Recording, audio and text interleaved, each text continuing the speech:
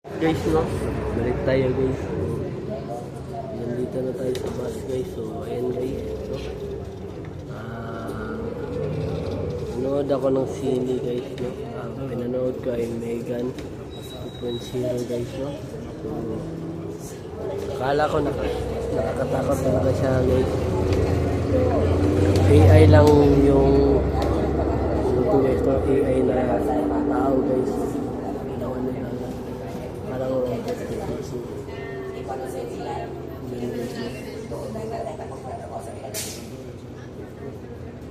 Maganda siya guys. Maganda yun siya. Kasi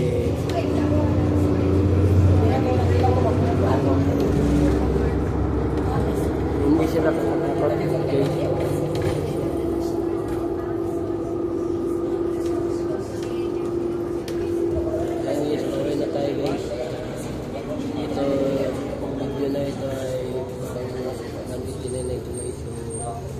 Ito na lang yung kulang guys.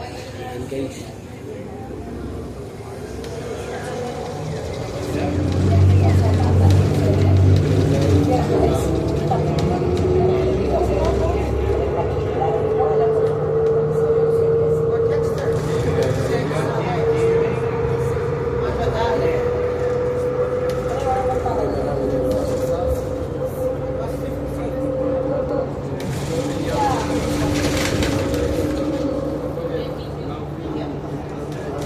tapos ko tapos yung large size ko $3.03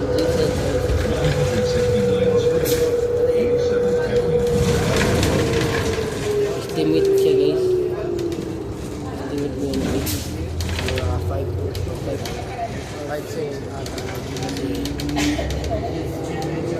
wala na kasi yung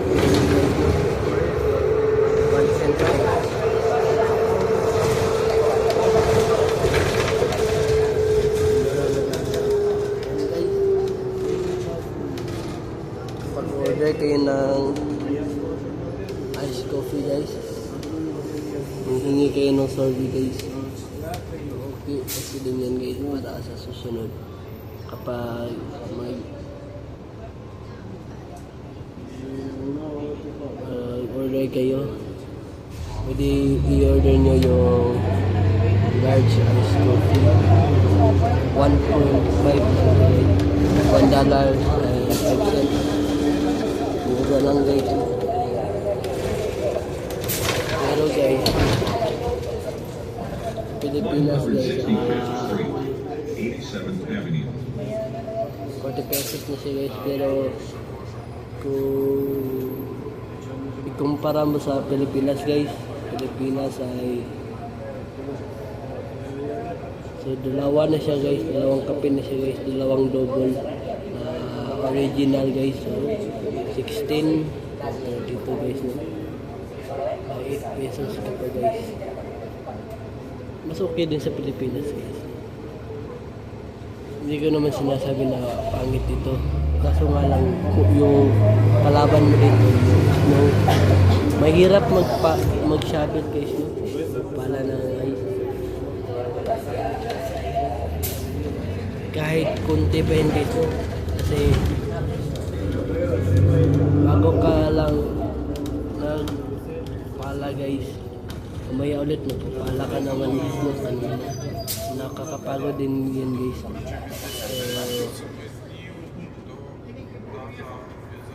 Mas maganda dyan na lang kayo sa Pilipinas kasi yung kalaban nyo dyan ay init lang naman. Okay lang naman yan guys, init lang yung kalaban nyo. At least dyan may aircon dyan, diba? Pwede kayong electric fan. Maganda dyan guys. Dito yung mga homeless guys, hindi mo alam, bili talaga yan ng pagkain, diba? Dyan sa Pilipinas, makakasiguro ka talaga na yung pera na binigay mo ay ang bibili nila ng pagkain, diba? Kung hindi nyo kaya na mawala sa kamag-anak nyo, sa pamilya nyo, huwag kayong mag-abroad guys kasi yung kalaban nyo ay yung lungkot guys. Ako nga guys, nalungkot na ako guys. Gusto ko na makasama yung mga pinsan ko kasi matagal kasi kami nagpapanding ng pinsan ko. 164 A Street. 2 years na, matagal na rin yun. Nanding kami ng mga pinsan ko, basketball, ML guys, ML nilalaro namin. Minsan din nag-Roblox kami, Black Fruit, Brookhaven, yung horror na nilalaro namin. Yung Basement. 163rd Street. 88th Avenue. So yan, kung hindi nyo kaya mawala sa kamag-anak nyo, sa pamilya nyo ng matagal, huwag kayo mag-abroad kasi alam nyo guys, dito guys, yung mga tao dito namimiss na rin yung pamilya nila. Sabi nila yung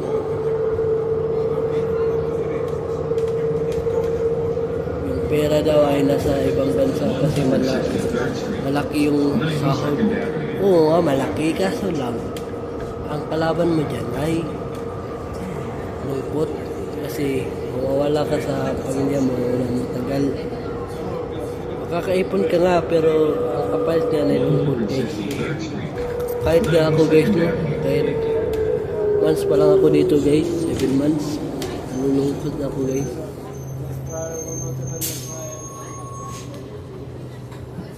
Nalulungkot ako guys, namimiss ko na yung pinyan ko.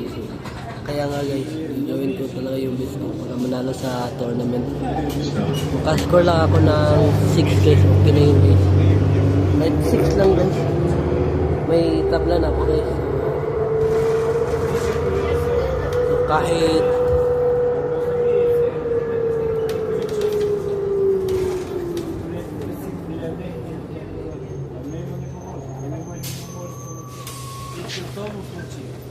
kahit 7 lang na panalo guys.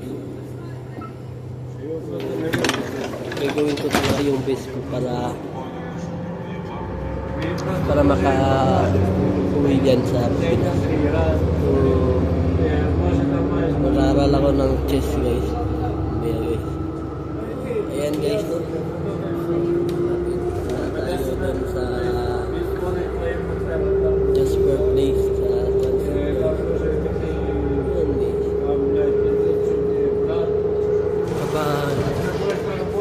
Gumagala ako dito guys. Yung nakakasalubong ko ay may mga kamag-anak ng mga pamilya dito guys. Actually guys, may pamilya ko dito guys. Mama ko lang. Kaso lang, yung pinsan ko, namiss ko talaga. Lalo na yung pamangkin ko na babae na kasi ang namiss ko sa kanya yung kakulitan niya. Unang-unang kita namin takot siya sa akin guys. Umiyak sa akin guys. Normal lang yun sa bata guys. Pag matagal-tagal lang kayo nakikita guys. Hindi na yan eh. Kasi palagi niya lang nakikita yung ninibago sa kanyang mga kaibigan.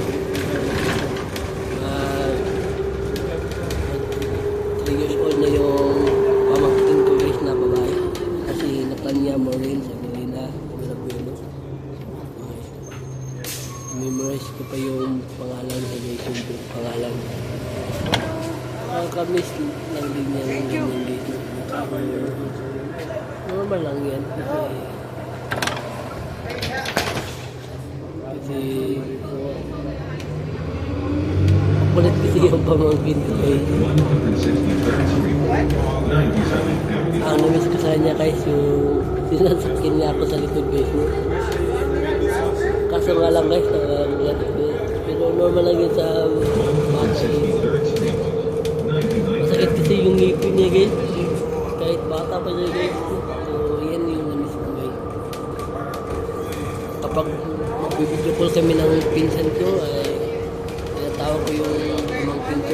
Nasaan yung pamangkin ko? Nasaan si Natanya? nickname niya ay Nat no?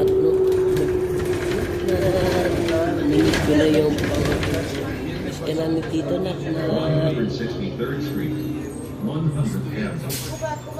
pauwi na si Tito Nat sa September. Hopefully sana maka 6.5 lang ako, kahit 7 lang yung panalo ko at isa lang yung tabla ko, okay na yun.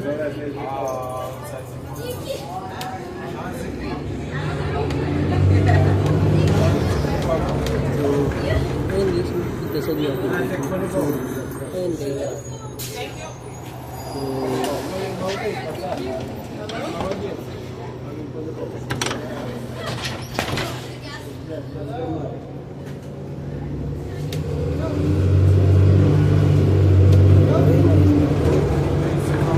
Pwede naman guys, kahit matabla ko sa second round.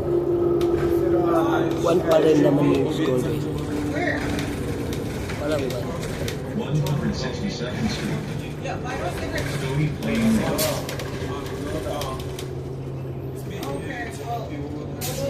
So, ito try ko talaga yung best ko.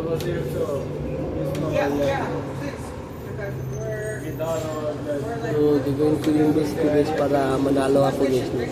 Tapos ko lang ako ng 6. Okay na yung katabla ko ng isa. Ayun guys.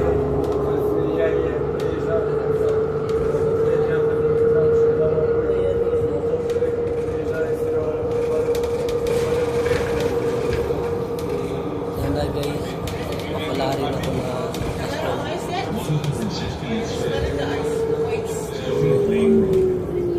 Ito tayo guys, may Tim Hortons din tayo guys, no? May Tim Hortons din. Kaso nga lang guys, straight through lang. Pero parang, hindi pala guys. Dalawa pala drive through at saka first pan. So yun guys, no? Minimiss ko lang talaga yung kakulitan ng pinsan ko at kakulitan ng pamangkin ko, lalo na yung hinahag niyayakap niya ko na lalo na yung kapag umiyak na at tumatawad.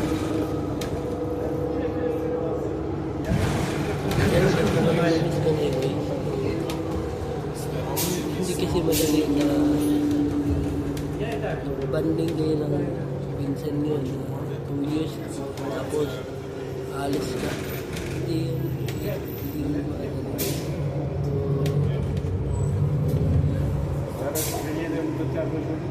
Nakalimutan ko ang paalam sa pangangkin ko.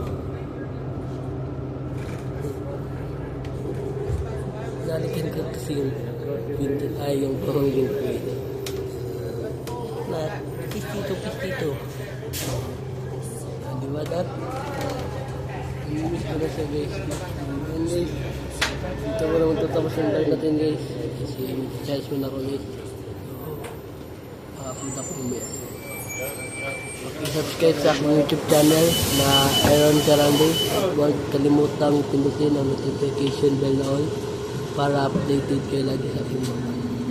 Yan ang muna ngayon guys. Have a wonderful day and have a nice day. Keep safe and I will see you for my next vlog. Peace out.